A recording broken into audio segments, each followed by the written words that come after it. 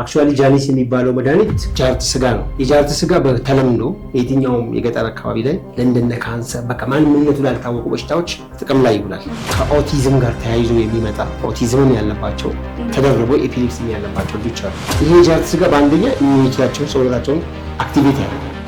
ጃርት በባህሪው ፊዚካሊ የሚሰራው ነገር በስፕሪት ማለም ይሰራል። መጨረሻ የሆነ አውሬ ሊበላት እስከሚመጣ ድረስ ዝም ነው የምትለው። ልክ እሱ በላዋት ብሎ አፉን ከፍቶ ሲውጣት ጦሯን ትለግፍበታለች ማለት ነው። ያኔ አፉን ከፍቶ ይቃል እዛው ይመጣል። ይሄ ጅና ደግሞ እንደዚህ ነው የሚሰራው ጃርት ስጋ። የአርትራይተስ በሕክምና አይድንም ነው የሚለው አይደል?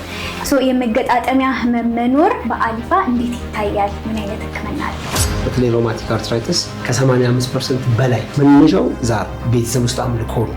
ኢቭን ሲያመልኩ የነበሩ ሰዎች ሰውነታቸው ተሳስሮ ሞተ፣ አሳስሮ ገደላት መንፈሱ የሚል ወሬ ነው የምንሰማው። ህክምናችን ከኤፒሌፕሲው ጋር በጣም ተመሳሳይ ነው። ግማሽ ማንኪያ ቀበርቾና ግማሽ ማንኪያ የተፈጨ ፌጦን በየቤታችሁ በየቀኑ አንድ ላይ በሻይ ወይም በቡና ጠጡ የሚል እንትን ነው የምናስተላልፋቸው።